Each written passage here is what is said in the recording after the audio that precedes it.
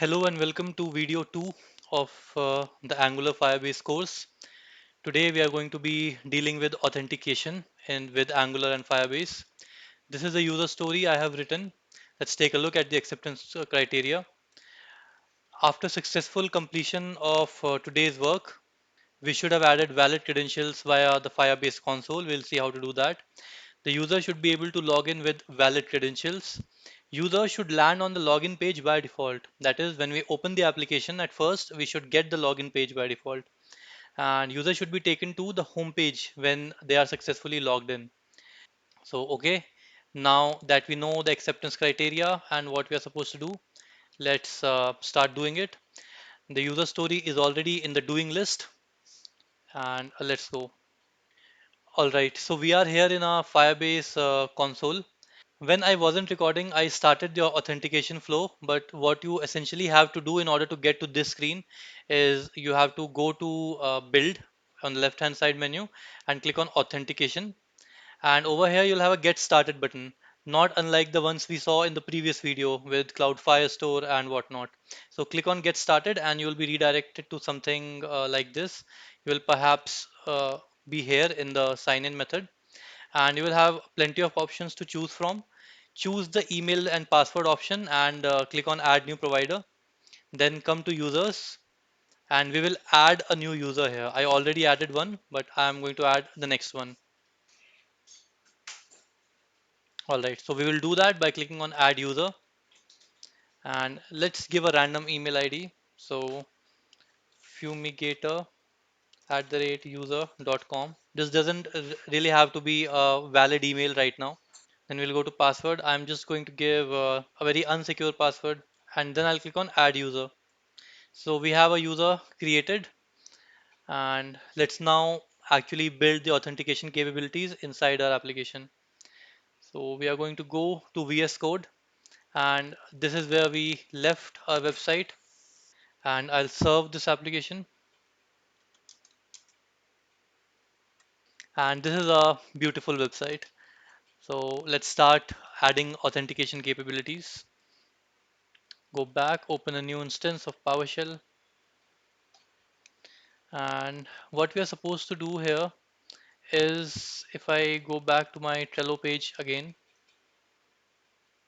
so we have added valid credentials via our Firebase console. So I'll click on that and user should be able to log in. Okay. Should land on the login page by default. So we need to make these pages or some of these pages in order for the user to be able to land on them. So let's do that first. In order to do that, we will open the terminal and type ng generate components slash login and nggc components and slash home.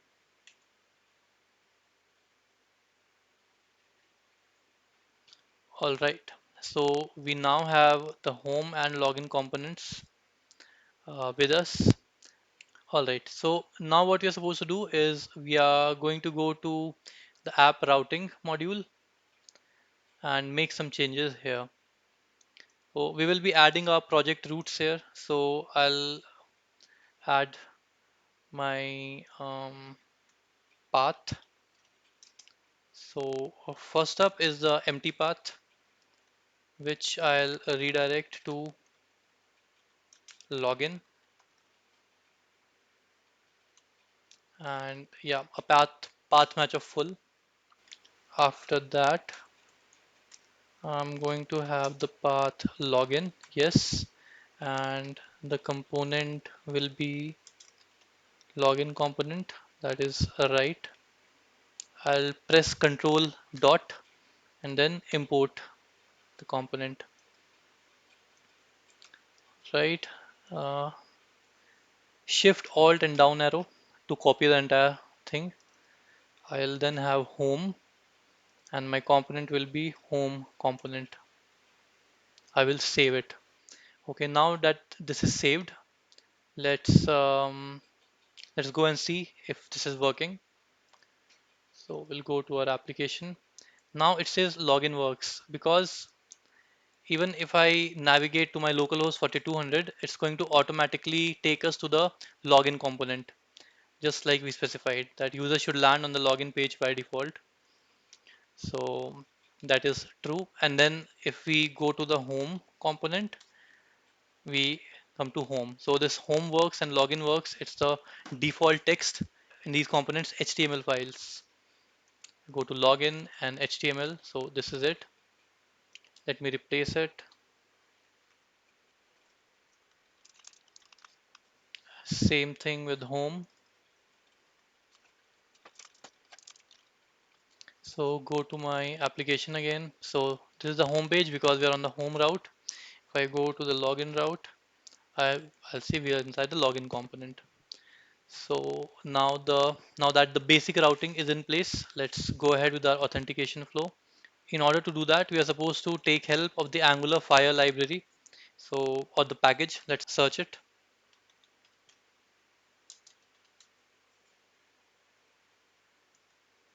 Yes, this is what we want. Since I'm using Angular 15, I'm going to go with the 7.5 version. If you have Angular 16, then you can go with 7.6. And you can get that mapping over here. So 15 and 14 and like whatever. So this is for 15. But before doing that, we are going to add our environments. So which is ng generate environments. Yeah,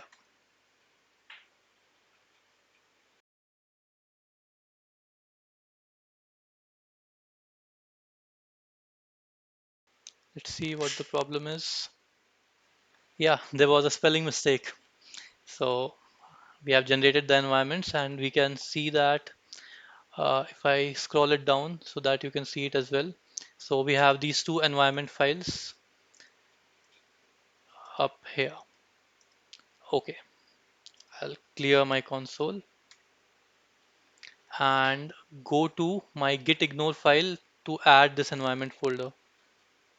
Where is it? Git ignore. Yes, let's go ahead at the bottom, add, yes, environment files. Inside the source folder, the environments folder. Now our environment files will not be uploaded to GitHub. Okay, so now we can run the npm install Angular Fire 7.5, and after that we need to run the ng add Angular Fire. Let's run that.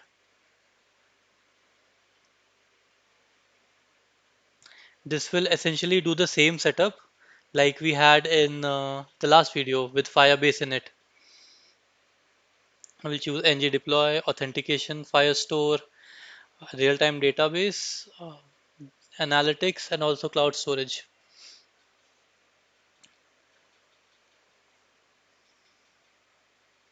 Press enter. It will ask us for the same information: email, app name, hosting site name, so on and so forth. Okay, now that is done. Let's clear the screen and generate our auth service. ng generate service, then the services folder and auth service that is generated. Let's go to it. If we go to the module, we can see that adding Angular Fire has added certain imports into our module file, which we have available inside our project. And it has also added the Firebase SDK kit into the environment file. Okay, so I will implement on init here in our service class. I'll also import the auth and sign in with email and password from Angular Fire auth. Let's create a method called login. We will call this method from our components when we are logging in. It will take an email and password as arguments, both of them of the type string.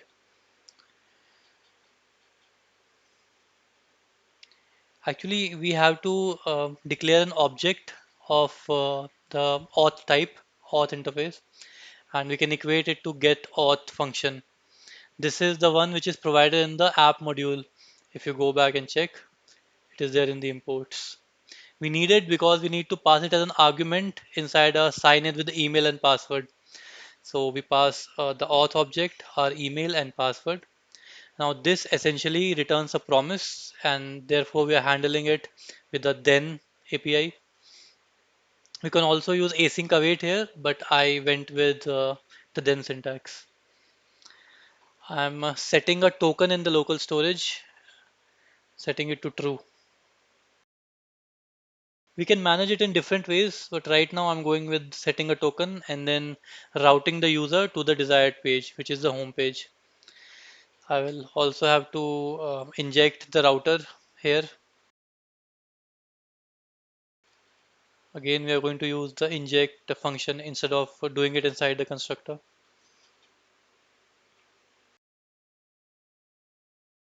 Let's add those imports, and that is done. Now we can navigate to the home route.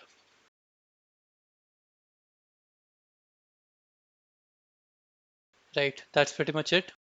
We can also follow up with an error message. If the credentials entered by the user are not right, then we can have something happen here. So first up, we'll give up an alert with the error message. And after that, we are going to redirect the user to the login component. This is done now. After login, we'll add a function to log out. This is much simpler. We are going to import the sign out function from FireAuth.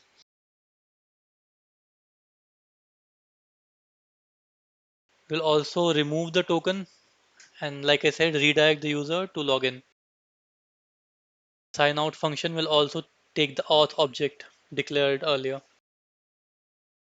I'm just moving it so that it is executed at the first step. Okay, now let's write some HTML and CSS for our login component. This is a temporary measure because we will be designing it and adding the fields with PrimeNG in our future videos. I'm wrapping everything around a div so that I can center it later in the CSS.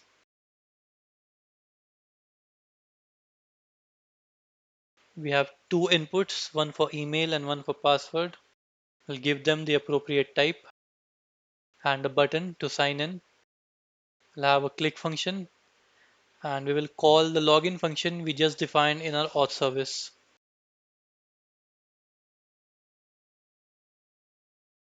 Let's write the logic here. We have to declare email and password as strings.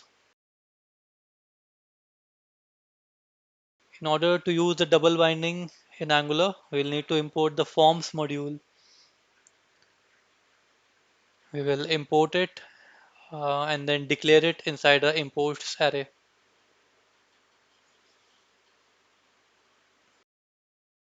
Now this is done, we will be able to use ng model and double bind our email and password properties.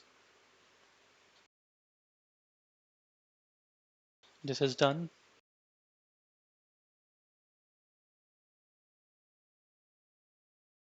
Now let us bind the login method in our service. For that we need to inject the auth service. This is pretty standard.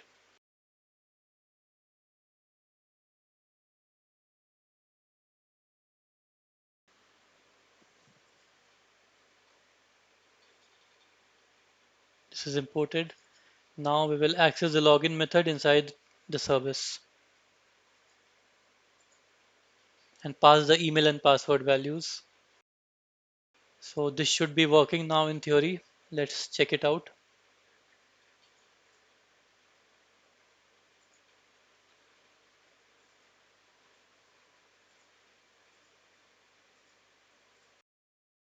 All right, we have the email and password fields and the sign in field.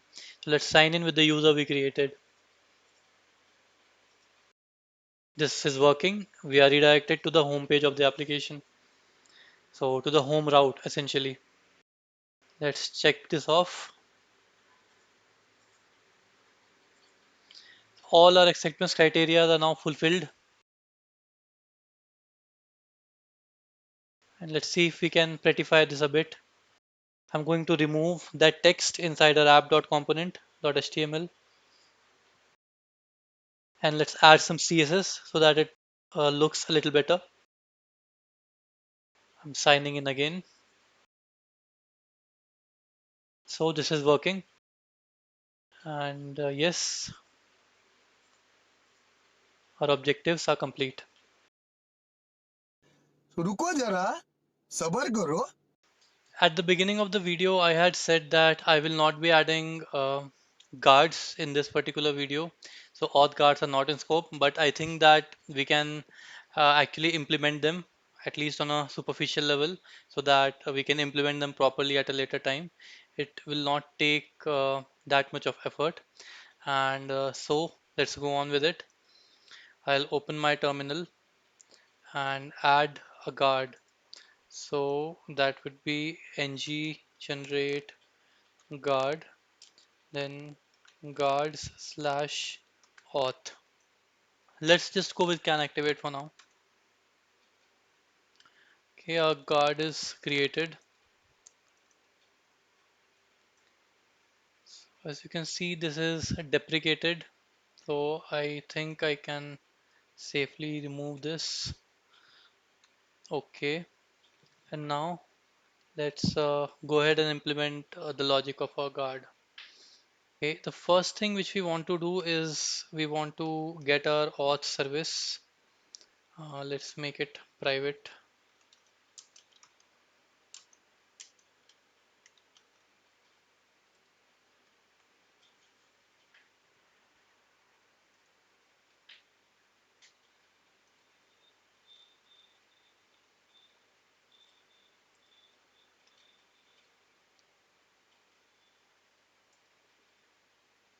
All right, now over here we need to return true or return a boolean value, right? So for this we'll need access to the users which we have, and I'll go to my user service and make a user observable.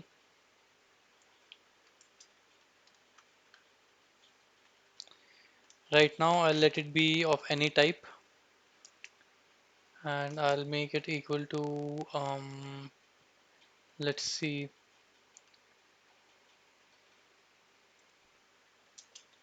auth state. Yes,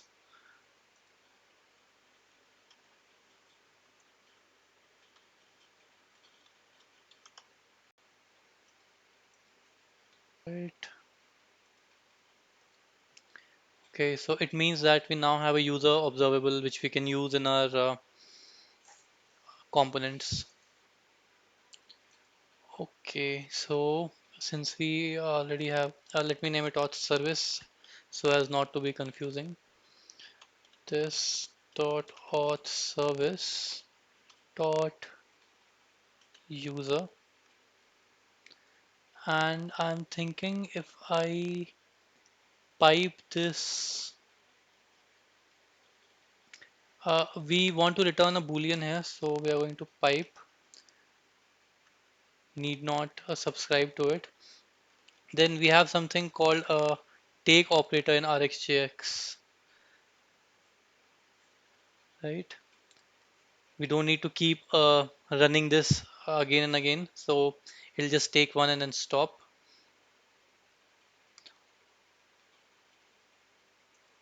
Now we need to map the user to user, that it just becomes a boolean value, right? Then we need to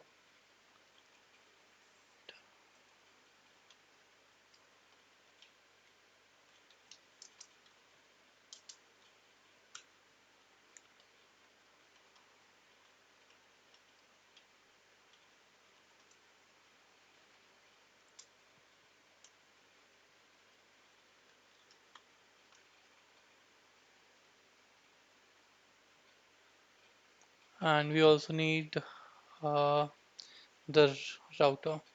So let's take private router is yes, inject router. Let us import it,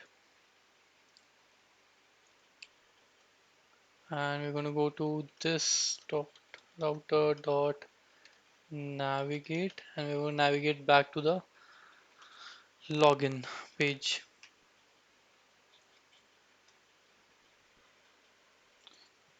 Actually, return this.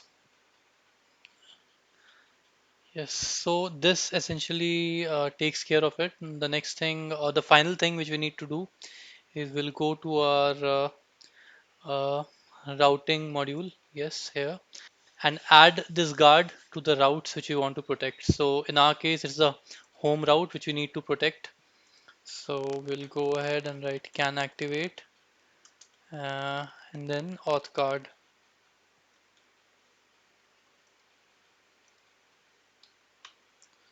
Right now, let's check this. So if I'm not logged in right now. I think I'm not logged in. Let's see. If I go to home, yeah, I'm not logged in, and that's why access is denied for me. If I do log in,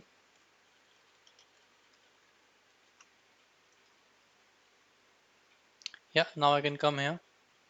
And also, let's quickly add a small button to sign out.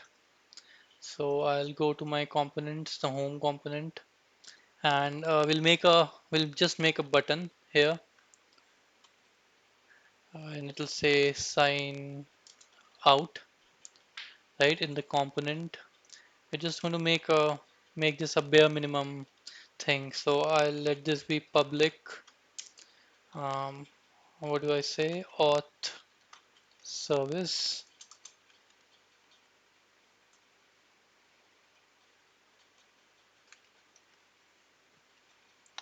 Inject our auth service here.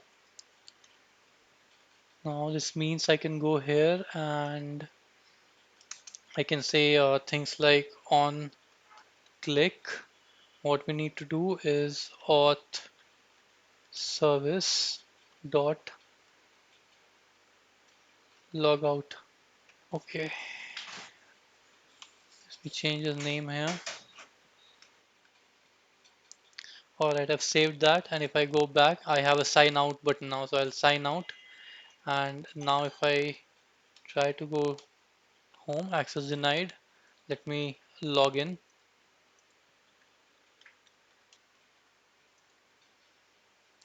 I'm logged in. Go to login now. I can go here. If I go to home now, I can still go here because I'm logged in. Alright, so as the last step of this video, we are going to deploy our application.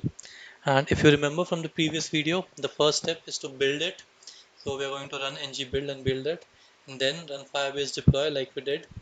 However, this time something will be different. When we run this command, it is going to fail. Like so, we get an error that a session is failed. That is because we have downloaded and installed the Angular Fire library. If you go to your angular.json, you can see that there is a new deploy command present. So just like you do ng serve, you can now do ng deploy. So we are going to do ng deploy and see what happens. The best thing about this is now we needn't worry about building our application manually. It will automatically, as a first step, run the build command so that we have the latest code available before we deploy. It is now built and it will start the deploying process now. Now this is similar to what we did in the previous video, and voila, our application is deployed. I'll control click and open it, and we can now see the updated application on the internet. I will log in with the credential we created at the beginning. I will sign in, and yes, we are able to sign in. I will sign out now and try to access this home route without being signed in and see if our guard is working.